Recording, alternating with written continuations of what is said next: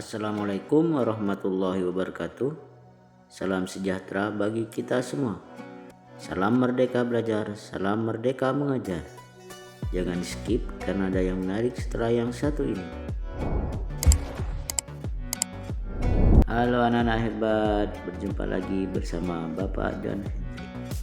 Untuk video pembelajaran kali ini kita akan belajar IPAS bab 2 wujud zat dan perubahannya dengan topik A, materi makhluk apa itu.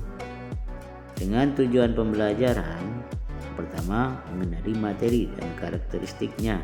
Yang kedua, peserta didik mempelajari karakteristik wujud zat atau materi. Yang ketiga, peserta didik mencari tahu bagaimana perubahan wujud zat terjadi. Baiklah anak-anak hebat, ada yang tahu apa itu materi? Alam semesta tempat kita tinggal terdiri atas banyak materi. Materi adalah segala sesuatu punya massa dan menempati ruang. Materi ada yang berupa makhluk hidup seperti kita manusia, hewan-hewan, tumbuhan, jamur, dan bakteri. Ada juga yang berupa makhluk tak hidup atau yang sering kita sebut dengan benda seperti buku, papan tulis, awan, langit, tanah, dan sebagainya. Baiklah anak-anak hebat, materi selanjutnya apa itu massa? Kita cari tahu yuk. Untuk mengetahui apa itu massa bisa dilakukan dengan percobaan pada timbangan. Pelajari cara berikut dan cobalah sendiri untuk membuktikannya. Ketika di atas timbangan tidak diletakkan apapun, kedua timbangan akan seimbang. Namun ketika di salah satu timbangan diletakkan benda seperti kerikil, maka timbangan akan miring ke salah satu bagian. Hal ini menunjukkan bahwa kerikil atau benda yang diletakkan di atas timbangan itu memiliki massa seperti pada gambar. Baiklah anak-anak hebat, sekarang perhatikan contoh berikut ini. Ternyata timbangan akan miring ke arah buah apel yang lebih berat. Itu artinya buah apel yang ada di kanan lebih berat dibandingkan kardus yang ada di kiri. Ini menunjukkan bahwa massa buah apel lebih besar dibandingkan massa kardus. Baiklah anak-anak hebat, dapat disimpulkan massa adalah besaran dari suatu benda. Ketika suatu benda memiliki massa, maka benda itu merupakan materi.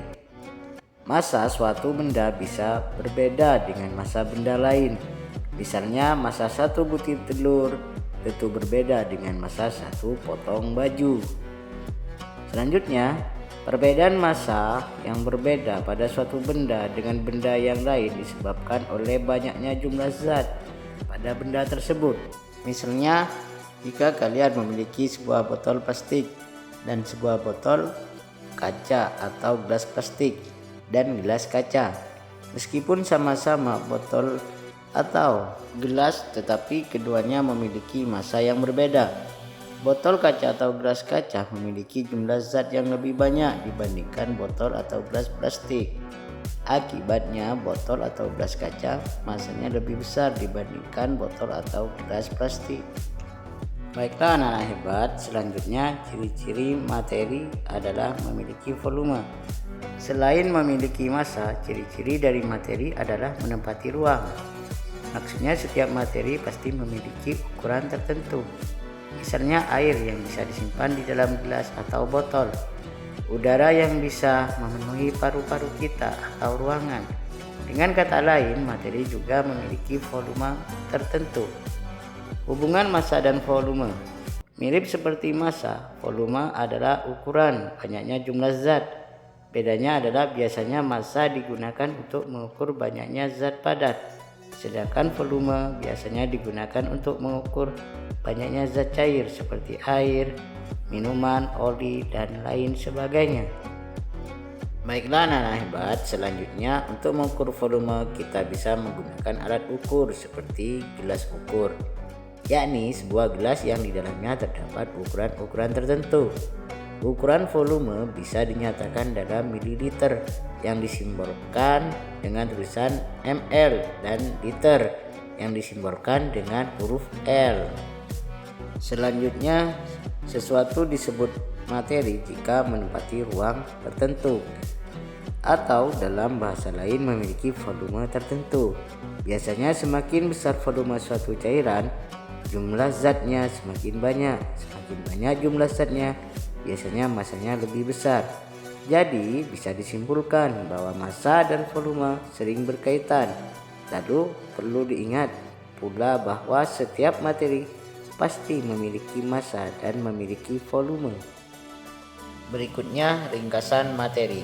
Yang pertama, materi adalah suatu zat yang dimiliki massa dan menempati ruang sehingga bisa diukur massa dan volumenya. Yang kedua, setiap materi memiliki bentuk, wujud, dan berat yang berbeda. Yang terakhir, semakin banyak jumlah zat, maka semakin besar berat dan volumenya. Demikianlah video pembelajaran kali ini. Semoga bermanfaat. Bagi yang sudah subscribe dan like, saya ucapkan terima kasih. Dan bagi yang belum, jangan lupa subscribe, like, dan komen. Terima kasih. Assalamualaikum warahmatullahi wabarakatuh.